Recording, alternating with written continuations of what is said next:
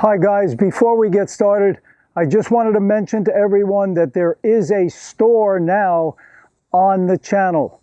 So if you look under the video, you'll see a little icon, store. Check that out. Got hats, t-shirts, hoodies, really cool stuff. Let people know you're passionate about tennis and you're part of the Tom Avery tennis family. So I'm here to help you, so check that out. Today's lesson is on the forehand. We're going to talk about the two biggest mistakes worldwide on the forehand.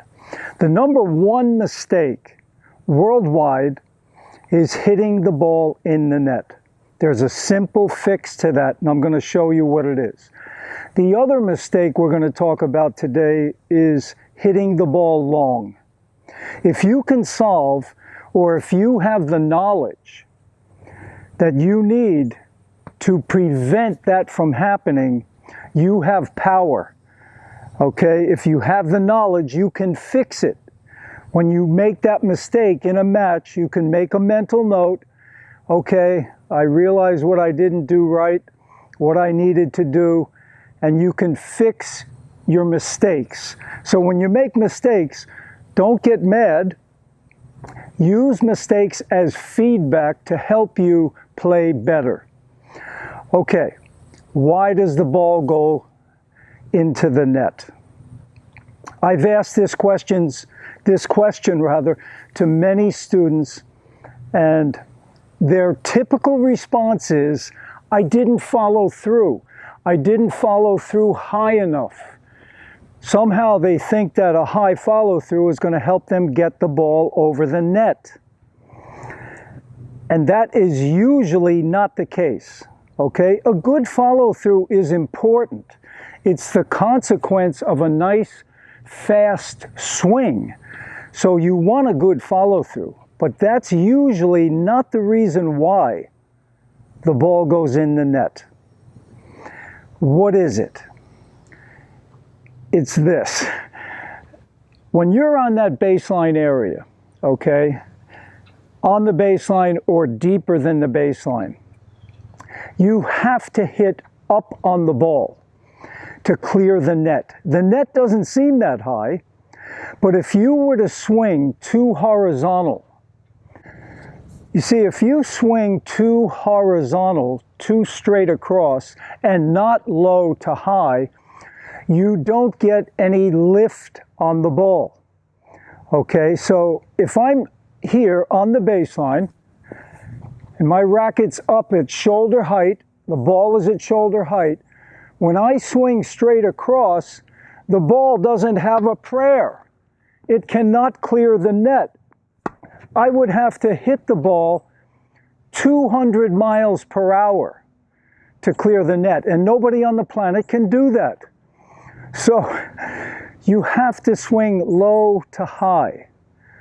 So the reason you're hitting the ball in the net is because you're not getting the racket low enough. You have to swing low to high. And what happens, let's say this is the contact point right here. Okay. Now, I'm hitting the ball in that direction. I turn, I get my racket back. Now from here, I have to drop it down below the ball so that I'm swinging up as I hit the ball. Now, many players have a problem with that because when they swing up, the ball goes over the fence or it hits the back fence. But that's because the racket is not vertical at contact. At contact, the racket has to be like this, not like this. If it's open, yes, it's going to go long. It's going to hit the back fence or go over the fence.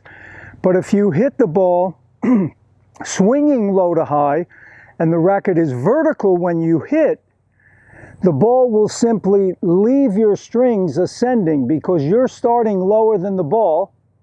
As you come up, even though you're vertical, the racket's moving low to high, so the ball ascends off your strings, giving you the net clearance.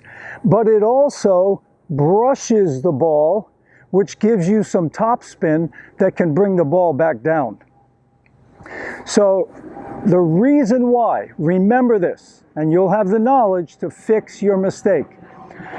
You're not getting the racket low enough.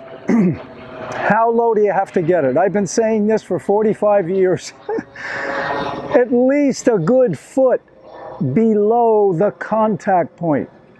So if this is my contact point, when I bring the racket back, I've got to come down a foot lower than that point, wherever that contact point is, because you're going to have a lot of different contact points. You may have one here, here, here, then the next one's there, and then some are lower. But wherever it is, you have to drop it down at least a foot lower than the contact point. And that happens, if I was in my ready position here and I turn, that foot below happens when the tip of the racket is facing the back fence. Okay, so right there is where you need that foot below, right here. So then you're swinging up, the ball leaves your strings ascending. Now, that problem before, where I was talking about, you know, when some players swing up, they hit it long. But that's because the racket's open. You need a vertical racket. How do you get a vertical racket? Make sure that when you're at the low point of your backswing, that foot below, the palm of your hitting hand, the palm of your hand is facing down. That will also make the racket face slightly down. So when you're a foot below that ball, that racket should be like this, closed. If it's vertical and you're a foot below, that's going to give you an open face when you hit. When you're closed like that, that gives you a vertical face when you make contact, because this point is 1 foot higher. The contact point's 1 foot higher than that low point. So you've got to remember that. You'll never hit a ball in the net for the rest of your life. How does that sound? Sounds a little unrealistic, right? Yeah, because even Federer still hits him in the net once in a while. But he knows why he did it. He didn't bend his knees. He didn't get that racket down. That's what you have to know. And don't, you know, it's not the follow-through. It's what you're doing way before the follow-through. It's what you're doing back here. If you're not getting the racket low enough, there's a good chance you're going to hit the ball in the net. A very good chance. Okay, why does it go long? As I mentioned, that's because the racket's open. How do you prevent that? I just told you, keep that racket face closed. There's a couple of drills that you can do that I'm going to show you right now that are going to help you be vertical every time you hit the ball. And this is what counts. It doesn't matter if Roger Federer is holding the racket or Joe Smith or Kathy Smith. As long as the racket is vertical at contact, moving from low to high, chances are your shot is in the court. Okay, so let me show you those two things you can practice. Okay, the first thing you can practice, stand next to a fence. And you're going to make the fence your contact point. Okay, now you can make it a lower contact point or a higher contact point. It doesn't matter. Let's just do a waist-high contact point. Now, from here, I'm going to go in reverse. This is where I would hit the ball, right there. Now, if I go in reverse, remember, I have to be a foot lower than this point with the racket face closed. Okay, so I bring it back a foot lower, the racket's closed, the palm of my hitting hand is down, and then simply swing up and check your racket. Is it vertical? It should be vertical here every time.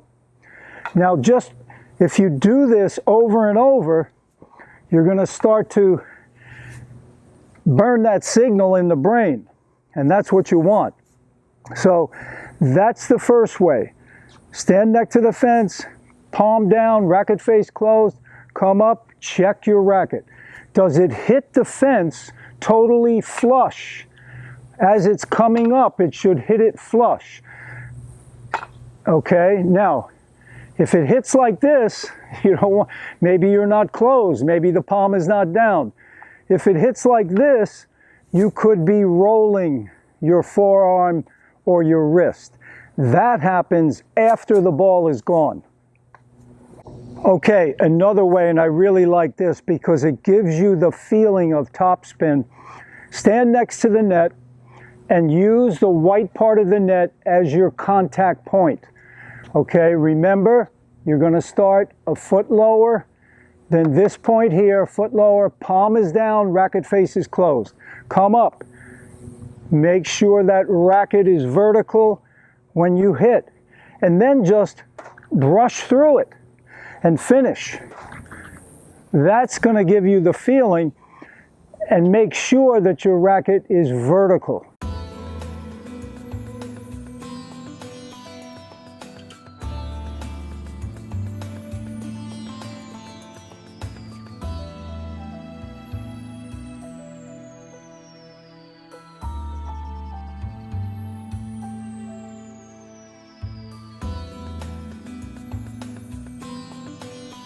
Okay, let's take a look in slow motion.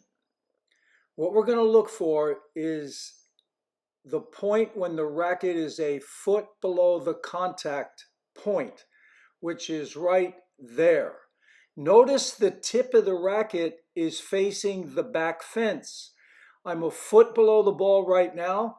The palm of my hitting hand is down. The racket face is closed. That guarantees a vertical racket right there. And the swing was totally from the shoulder. I did not have to make any adjustments with my wrist or forearm. The racket automatically became vertical at contact.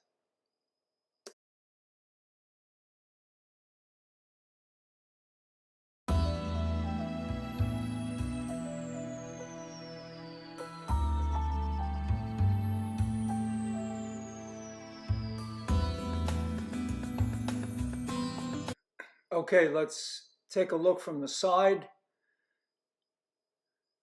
We're going to look for that racket when it gets a foot below the contact point right there. The tip of the racket facing the back fence. Racket face is closed. Palm of the hitting hand is down. Simply swinging up guarantees vertical at contact. Now I can get some brushing on the ball as well, and the ball leaves my strings ascending. And the finish, racket over the shoulder. Well, I hope you enjoyed that video. Remember, knowledge equals power to fix mistakes. Remember those tips and use them. Even when you're in a match, make a mental note, and you'll start to see improvement in your game. All the best. Please subscribe to the channel. Give me a like, give me a thumbs up, hit that notification bell so you are notified anytime I put up a future video. All the best, guys, to your tennis success. Take care.